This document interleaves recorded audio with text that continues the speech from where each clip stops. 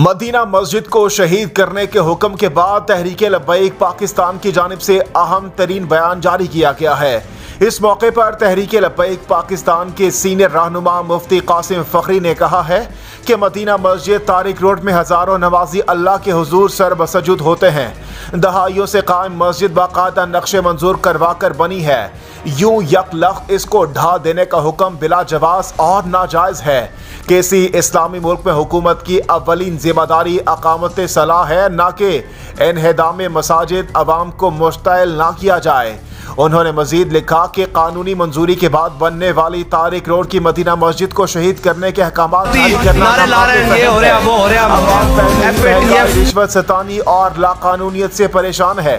اس طرح کے فیصلے زخموں پر نمک چھڑکنے کے مترادف اور عوام میں اشتعال کا سبب بنیں گے اور بھی غم ہے زمانے میں۔ اس موقع پر انہوں نے اپنے تازہ ترین ٹویٹ میں مزید لکھا کہ طارق روڈ کی مدینہ مسجد کے لیے متبادل جگہ دینے کا حکم دیا جا سکتا ہے تو پارک کے لیے متبادل جگہ کیوں نہیں دی جا سکتی؟